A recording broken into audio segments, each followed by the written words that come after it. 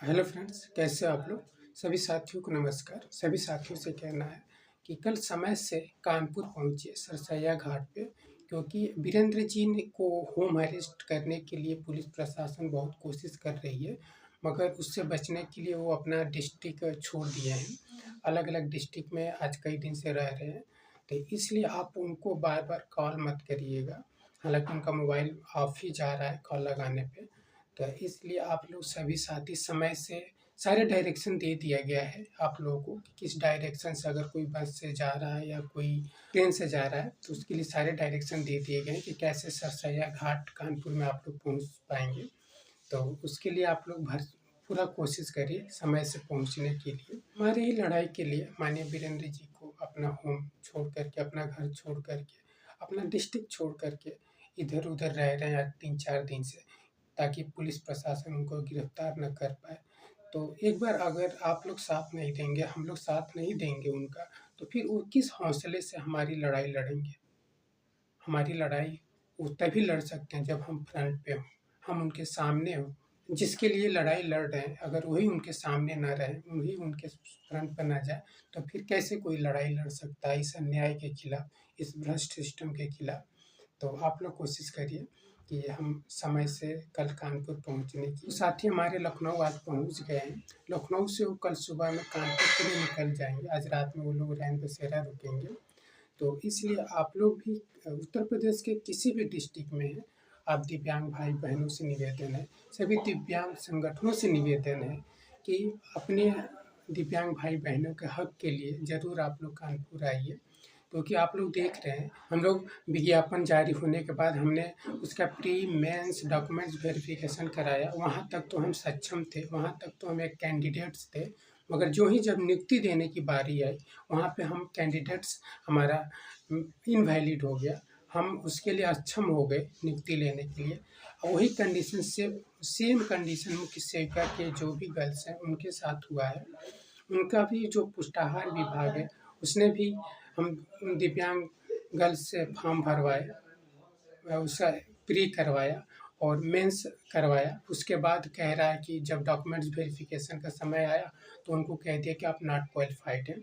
तो इसलिए आप लोग जब 30 जुलाई 2021 का शासनादेश लाइन बाय लाइन पढ़िएगा, देखिएगा कि उसमें हर विभाग में उत्तर प्रदेश के जो 68 विभाग हैं, उन 68 विभागों में दिव्यांगों के साथ अन्याय किया जा रहा है। तो इस अन्याय के खिलाफ हमारी लड़ाई है ये।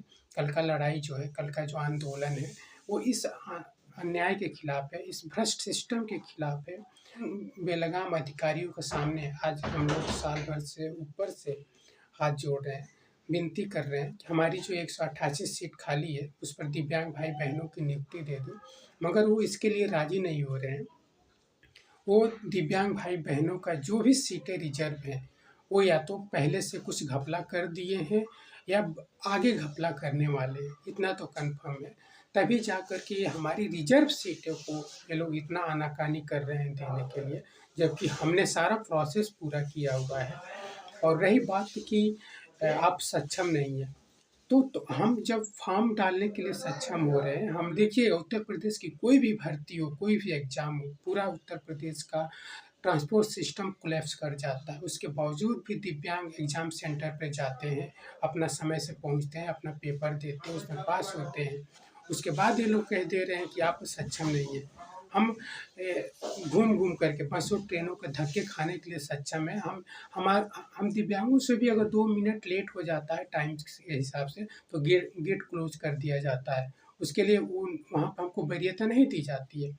जब सारे नॉर्मल स्टूडेंटों के साथ हम कॉम्पिटिशन बीट करते हैं, तो उसके बाद जब हम नॉर्मल स्टूडेंट नियुक्ति लेकर के उनकी सैलरी आ रही है लेखपाल भर्ती में, तो हमारी क्यों नियुक्ति रोक दी गई है? हमारी लड़ाई सरकार के जो भ्रष्ट सिस्टम है, जो भ्रष्ट तानाशाही है, जो भ्रष्ट अफ़सरशाही है, उन लोगों के खिलाफ है, अन्याय के खिलाफ है।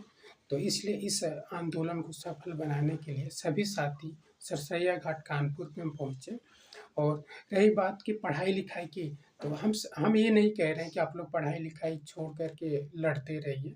अब उस तरह की लड़ाई नहीं है जो रैन बसेरा में रह कर के, इको गार्डन में रह कर के हम लोग लड़ रहे थे।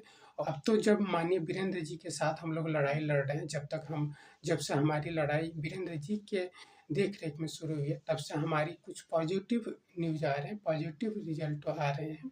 तो उसके लिए आप लोग लगे रहिए, पढ़ाई साथ में करते रहिए। अब 1 दिन 2 दिन की बात है कि कभी ये नहीं कि लगातार आपको धरना पर बैठना है।